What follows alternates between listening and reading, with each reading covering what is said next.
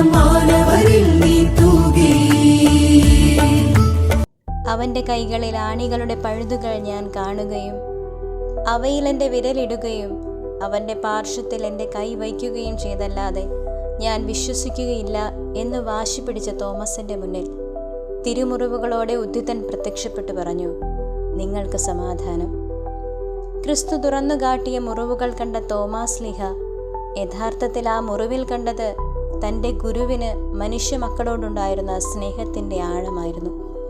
ക്രിസ്തുവിൻ്റെ സ്നേഹത്തിൻ്റെ നീളവും വീതിയും ഉയരവും ആഴവും ഗ്രഹിച്ച തോമാശ്ലീഹ ഗുരുവിൻ്റെ സ്വപ്ന സാഫല്യത്തിനായി ദേശങ്ങളും ദൂരങ്ങളും താണ്ടി ഭാരതത്തിൽ എത്തിച്ചേർന്നു.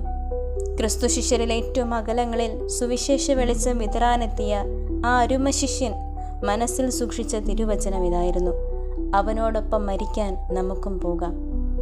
ഒടുവിൽ സ്നേഹത്തിൻ്റെയും സത്യത്തിൻ്റെയും വെളിച്ചമായ ക്രിസ്തുനാഥനെ ഭാരതത്തിന് സമ്മാനിച്ച് രക്തസാക്ഷി മകുടം നേടി ഗുരുവിൻ്റെ പിന്നാലെ യാത്രയായി. ഞങ്ങൾക്ക് വേണ്ടി വിശ്വാസ വെളിച്ചം തെളിയിച്ചു തന്ന ഞങ്ങളുടെ കാവൽ പിതാവായ വിശുദ്ധ തോമാശ്ലീഹായെ, അങ്ങ് തെളിയിച്ച ദീപം കെടാതെ സൂക്ഷിക്കുവാൻ, അങ്ങേപ്പോലെ ധീരതയോടെ ക്രിസ്തുവിനെ പ്രഘോഷിക്കുവാൻ ഞങ്ങൾക്ക് വേണ്ടി നിരന്തരം അങ്ങ് പ്രാർത്ഥിക്കണമേ.